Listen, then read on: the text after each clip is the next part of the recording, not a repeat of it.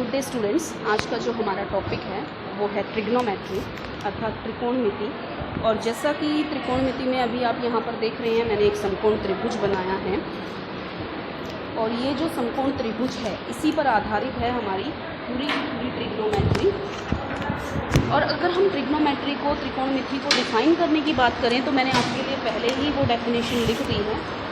Trigonometry is a branch of mathematics that specifies the relation between the sides and angles of a right angle triangle।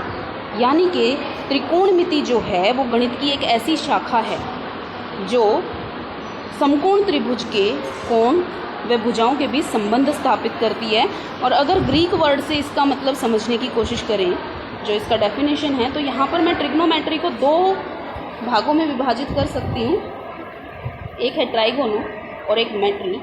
Trigon का अर्थ होता है त्रिभुज और मेट्री का अर्थ होता है मेज़र, जैसा कि मैंने लिखा है माप। यानी कि एक त्रिभुज के माप से संबंधित है हमारी पूरी की पूरी त्रिकोणमिति, ट्रिग्नोमेट्री। और जैसा कि मैंने आपको बताया कि ये एक समकोण त्रिभुज पर आधारित होती है। तो आप यहाँ पर देख रहे हैं साइड में एक समकोण त्रिभुज मैंने बनाया हुआ है और ये जो समकोण त्रिभुज है इसमें एक कोण होता है 90 डिग्री का और बाकी दो कोण हैं जिनको हम थीटा या कोई भी नाम दे सकते हैं। तो मैं अगर इसको थीटा लेती हूँ तो जो इसके सामने वाली भुजा है वो लंब है, इसके साथ वाली भुजा है वो आधार है और कर्ण। ये आपने पहले भी पढ़े हैं, कर्ण, लंब, आधार, इनको आप पहले भी पढ़ चुके हैं अपनी पिछली कक्षाओं में। तो इसी त्रिभुज पर आधारित है हमारी ये त्रिकोणमिति। बहुत ही मज़ेदार एक विषय है आपके लिए और मुझे पूरा विश्वास है कि आपको बहुत ही अच्छा लगेगा इस विषय को करते हुए, अगर आप ढंग से इसको समझ पाएंगे। तो अब आगे हम देखते हैं कि हमारी ये जो त्रिकोणमिति है इसमें 6 रेशोज़ की बात की जाती है। 6 ट्रिग्नोमेट्रिक रेशोज़ होती हैं जिनको हमें डिफ़ाइन करना होता है। उससे पहले आपको समझना है कि ये त्रिकोणमिति जो है इसमें मैंने अभी आपको बताया कि एक समकोण त्रिभुज पर आधारित होती है। और ये जो समकोण त्रिभुज है इसमें अगर मैं थीटा यहाँ पर लेती हूँ, जैसा कि मैंने समझाया हुआ है, थीटा मैंने यहाँ पर लिया तो जो इसके सामने वाली भुजा है वो लंब होगी और इसके साथ वाली भुजा होगी आधार। कर्ण हमेशा आपको पता है कि 90 डिग्री के कोण के सामने वाली जो भुजा होती है वो कर्ण होती है। लेकिन अगर थीटा की पोजीशन में बदल देती हूँ, थीटा को मैं बदल देती हूँ और थीटा, जैसा कि आप इस वाले त्रिभुज में आप यहाँ पर देखेंगे, तो थीटा को मैंने ऊपर ले लिया है। तो यहाँ जब मैंने थीटा लिया तो जो इसके सामने वाली भुजा है वो क्या हो जाएगी, वो हो जाएगी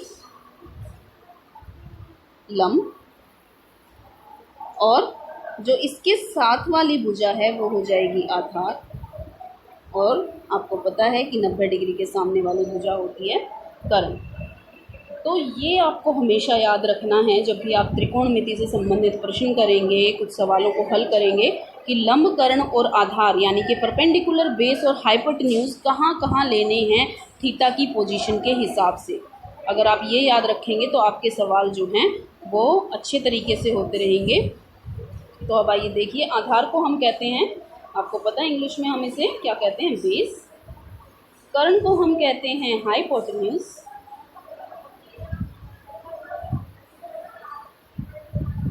और लंब को हम कहते हैं परपेंडिकुलर। तो अब से जो है मैं लंब को, आधार को और कर्ण को, बेस को मैं दिखाऊंगी बी से, हाइपोटेन्यूज एच से और परपेंडिकुलर को पी से। इसी तरह से अगर हिंदी की बात करें तो आधार को अ से, कर्ण को क से और लंब को ल से आप दिखा सकते हैं। और जो 6 ट्रिग्नोमेट्रिक रेशियोज मैंने आपसे बात की वो होती हैं साइन थीटा, कोस थीटा, यहाँ पर आप देखेंगे sine theta, cos theta, tan theta, sec theta, cosec theta और कोट थीटा। अब ये जो साइन थीटा है आप देख रहे होंगे कि ये बराबर दिए हुए हैं कि साइन थीटा जो है वो लंब बटे कर्ण होता है, कोस थीटा जो है आधार बटे कर्ण होता है, टेन थीटा जो है वो लंब बटे आधार होता है। इन्हीं पर आधारित प्रश्न आपको करने और इनको याद भी करना है। और इनको याद रखना थोड़ा सा कंफ्यूजिंग हो सकता है आपके लिए, लेकिन अगर आप, जो मैं अभी आपको 2 सूत्र बताने जा रही हूँ, वो याद रखेंगे तो आपके लिए बहुत ही आसान हो जाएगा। तो एक बार आप देख लीजिए और फिर मैं आपको बताती हूँ इनको याद करने का एक बहुत ही आसान तरीका, एक बहुत ही बढ़िया ट्रिक कि किस तरह से आप कर सकते हैं। और हिंदी और इंग्लिश दोनों के लिए ये ट्रिक मैं आपको बताने जा रही हूँ। तो आप यहाँ पर थोड़ा सा ध्यान दीजिएगा कि मैं 2 चीज़ें लिख रही हूँ। पंडित बद्री प्रसाद हर हर बोल। और यहाँ पर मैंने लिखा लाला ओ लाला क्या करने आए, क्या करने आए।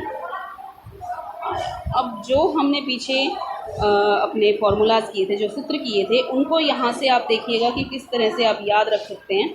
तो हमें पहले तीन रेशोज़ की मैं बात करूँगी, साइन, कोस और टेन।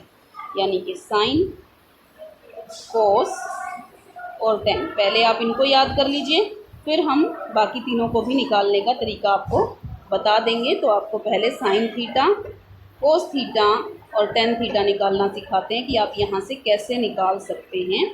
तो अब जब आप इसमें देखेंगे तो ये जो P/H है, इसमें तीन हिस्से दिख रहे हैं ना आपको, P/H, B/H और P/V। तो जो पहला हिस्सा है P/H वो क्या है, हमारा साइन थीटा है। जो दूसरा हिस्सा है वो है हमारा कोस थीटा, और जो अगला है वो है टेन थीटा P/B। यानी कि साइन थीटा होता है परपेंडिकुलर और हाइपोटेन्यूज, कोस थीटा होता है बेस अपॉन हाइपोटेन्यूज और टेन थीटा होता है परपेंडिकुलर ओवर बेस। ये आपको याद रखना है। अब हिंदी में अगर इनकी बात करें तो इसी तरह से हम हिंदी में लेंगे। हमने फार्मूला लिया था लाला ओ लाला क्या करने आया। तो इसमें लंब बटे कर्ण, पहला हिस्सा जो है वो है लंब बटे कर्ण, ये हमारा साइन थीटा होता है। दूसरा जो हम फार्मूला निकालेंगे यहाँ से, आधार बटे कर्ण, ये हमारा कोस थीटा होता है। और तीसरा जो है लंब बटे आधार। अब आप कहेंगे कि जो अगली तीन थी, कोसेक, सेक और कोट, उनको कैसे निकालें। तो उनको भी इसी से हम निकाल सकते हैं। वो कैसे निकाल सकते हैं वो अभी हम देखते हैं कि वो भी कैसे कर सकते हैं। अब हम फिर से इन्हीं को लिखेंगे। कैसे लिखेंगे आपको पता है कि हम फिर से इसी को लिख लेते हैं। हमने किया था P/B अपॉन H/B। इसकी फुल फॉर्म याद है आपको, पंडित बद्री प्रसाद हर हर बोले और लाला ओ लाला क्या करने आया। तो यहीं से हम अगली तीन रेशोज़ को भी करेंगे। उससे पहले मैं आपको एक चीज़ बता दूं कि जो कोसेक थीटा होता है वो होता है साइन थीटा का अपोजिट, यानी कि 1/साइन थीटा। और जो हमारा सेक थीटा होता है, सेक थीटा जो होता है, सेक थीटा कोस का अपोजिट होता है, 1/कोस थीटा होता है। और टेन का उल्टा होता है कॉट थीटा, यानी कि 1/टेन थीटा होता है हमारा कॉट थीटा। तो यहीं से हम निकालेंगे अपनी अगली तीन रेशोज़। वो कैसे निकालेंगे, हमने इस तरह से निकाला था, अभी हम फिर से एक बार वही तरीका अपनाते हैं। बस अब हमें क्या करना है कि कोसेक निकालने के लिए हम ऊपर से नीचे नहीं, नीचे से ऊपर वाला लिखेंगे।